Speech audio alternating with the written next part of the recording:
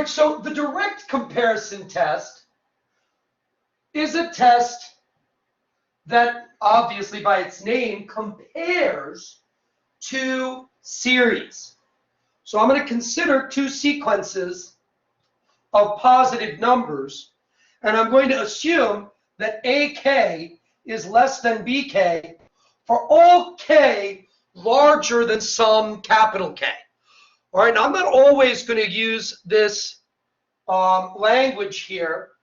I just wanted to say it here in order for you to recognize that the requirements for our tests of convergence don't have to be satisfied for all of the terms in the sequence that we're adding. All right, because the sum of any finite number of terms is finite. You can't have the sum of the first 300,000 terms be infinity unless one of the terms that you added was infinity. All right? And we said that these were sequences of positive numbers. Infinity is not a positive number. Infinity is not a number. Okay? So none of the terms themselves diverge. And that means that if I sum any finite number of them, I'm going to get a finite number. Okay? Convergence and divergence are determined exclusively by the tail of infinitely many terms to follow. So I only need to satisfy my conditions far enough down the sequence. All right, there needs to be a far enough down the sequence for which this condition is satisfied. All right, I don't care what AK and BK do for the first 300 million terms. It doesn't matter. There's only 300 million of them. Okay? All right. So we're going to assume that these are satisfied. Now, if I look at the tails of these, I'm going to do it like this.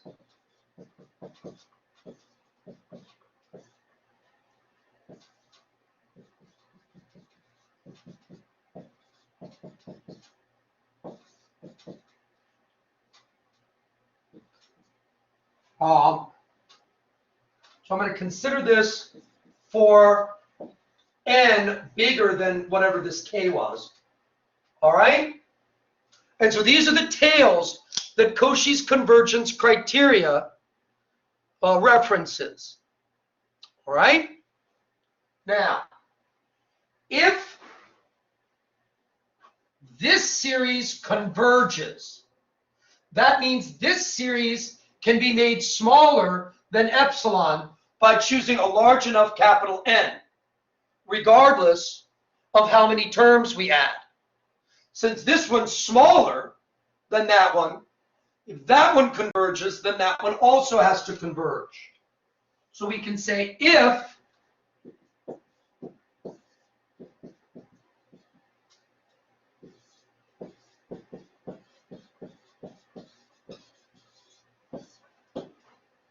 this series converges,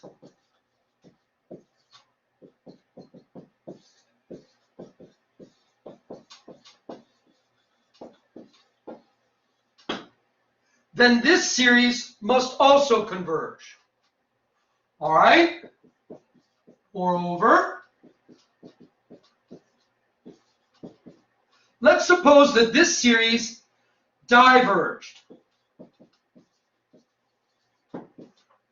Well, then that means that this one can't be made smaller than any given epsilon greater than 0 just by choosing capital N large enough, because it diverges.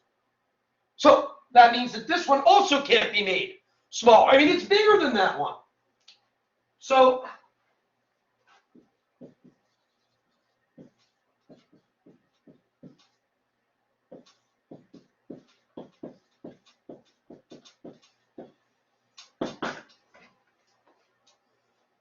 So the sum of the b's would also have to diverge. All right, it's a very simple test. However, it's a little bit awkward to apply.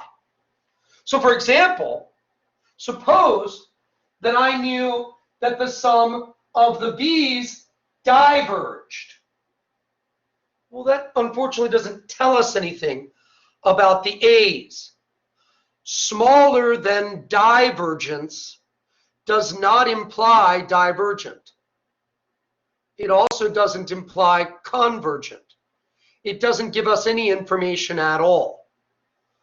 All right, similarly, if I knew that the sum of the a's converged, I wouldn't know anything about the b's.